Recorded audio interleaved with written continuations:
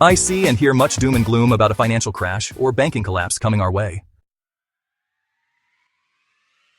I'd like to spin a more positive note.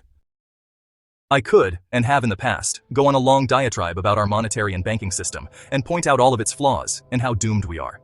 If we were to continue to accept business as usual and stay with that particular debt-based, debt-slave, Babylonian money magic system. But this doomed, defunct system is the kind of monetary system that humanity will no longer tolerate anymore, because it will no longer serve them. I have posted a link to a great educational video explaining this doomed, money-out-of-debt system many times over the last several years, but here's something to ponder. A take on a whole other monetary solution. It's a much more biblically based one. One that involves God's kingdom workers doing the work of God's kingdom building. A very real solution. One that is actually, I believe, in the works worldwide. A new monetary system that is a cutting out, or dispensing with, of those cabal banksters, for lack of a more efficient title. It's a cutting out, or cutting down, of those Luciferian banksters that have come to own a majority of all of the assets of the world, using their now defunct, failed, doomed, and known worldwide to be evil monetary system. So,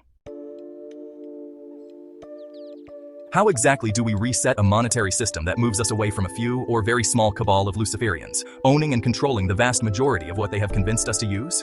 A system they have convinced or prodded us into giving the name of what we have come to call our money, a Federal Reserve note, that money that was created solely out of our debt. A debt that the cabal then owns with interest through the Federal Reserve System. A system that we, until now, have allowed them to create this money out of nothing. A system that then proceeds to dump much of their own evil-begotten private party risk by trading these held debts as government-backed bonds for things of real value, then leaving us poor saps buying and holding these bonds as a house of cards, and then also creatively crafting and enticing us into also purchasing mutual funds to have in our tax-exempted house of cards retirement portfolios. That is very concerning, and the biggest reason for concern and a financial system reset. Sure, it's a little more complicated and involved than I describe, but really, the bankster cabal reinforces and props up their evil trickery through all of their monetary financial experts, using their fancy, confusing, and obfuscating financial jargon, using economists and Federal Reserve Board chairmen. But it, quite simply, is as I describe. A great resetting of the currency could be thought of as basically humanity installing a whole new plumbing system, a total financial reset. This is what is really happening through the apocalyptic revealing, prophecy of revelation, of truth to the masses, and to the ones living in God's kingdom, living in the right here, right now, with what God's word calls, eyes to see and ears to hear. Being that the old expression, it's always about the money, is based upon reality, how could a financial reset not really be in the works?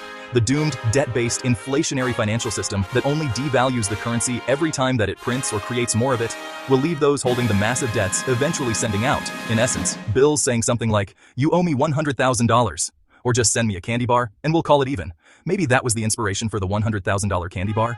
LOL. But all banksters worldwide are much too smart to let that level of dysfunction happen.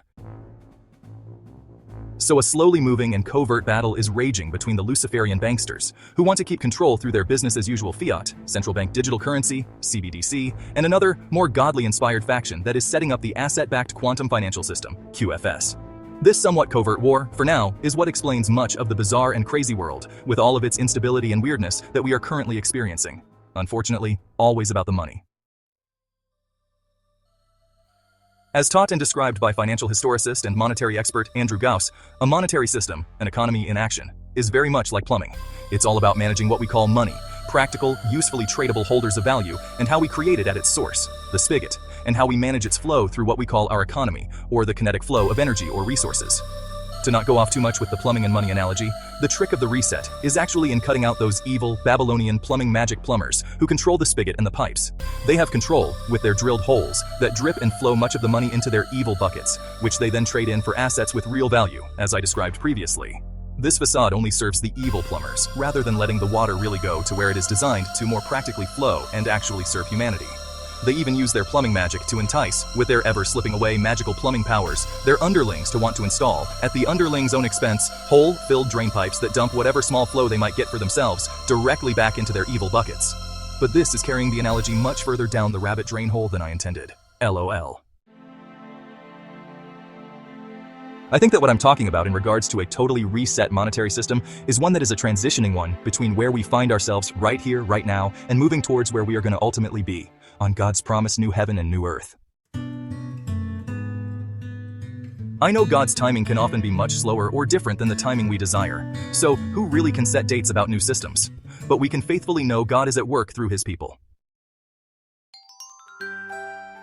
Could you imagine a whole new, glorious plumbing system that uses God's water?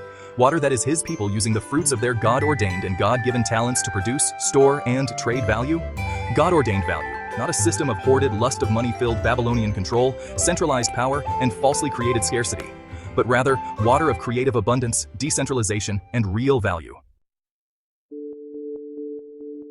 Value that adds the essence and character of God to this world. That is our future, one where it is not always about the money, because as we all know, money ain't everything.